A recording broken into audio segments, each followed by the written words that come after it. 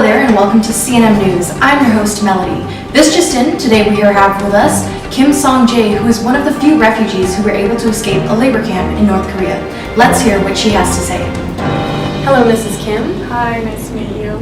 Could you please give us some insight on your experience in escaping North Korea? Yes, so I was one of the lucky ones and lucky enough to escape North Korea 10 years ago. I had bribed a group of people to smuggle me into China, and this is where the process began where I had to stay anonymous because if I was exploited as a North Korean, the Chinese authority would send me home where I would face extreme severe punishments. I traveled thousands and thousands of miles alone, and in order to reach Southeast Asia, a rescue group fortunately helped me escape and settled into South Korea, which then I immigrated into Canada. So what were your working conditions and how were you treated as an employee? The working conditions were brutal. The government would systematically force citizens to do unpaid labor, work consecutive days with no break at all, and they would also force us to work at least 12 hours a week for the government construction. So without any compensation at all as well.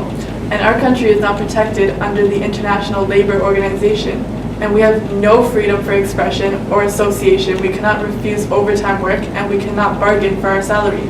I didn't feel like a human. I had no right to.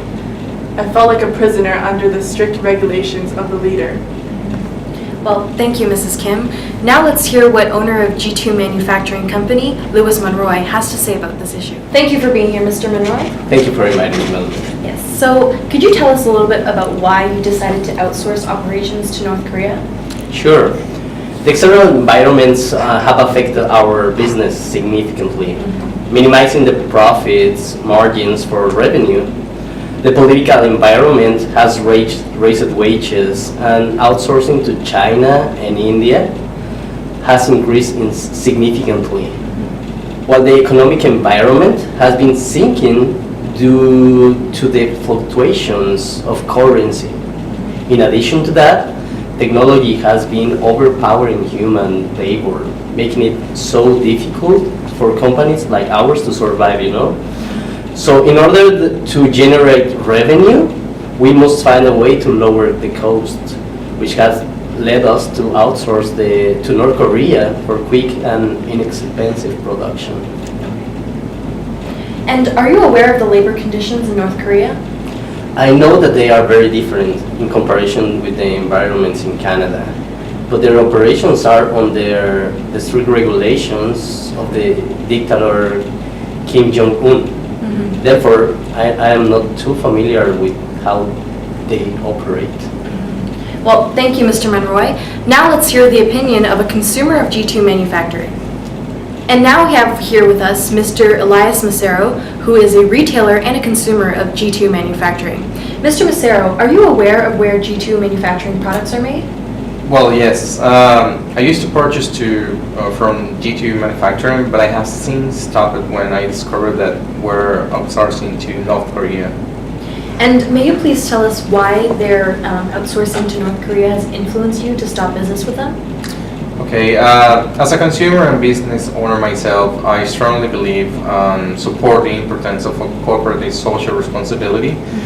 Actions such as outsourcing to labor camps going against basic business ethics. So I think that every business has a contribution to society. Stakeholders are not just investors. It is anyone who is affected by operation of the business, right?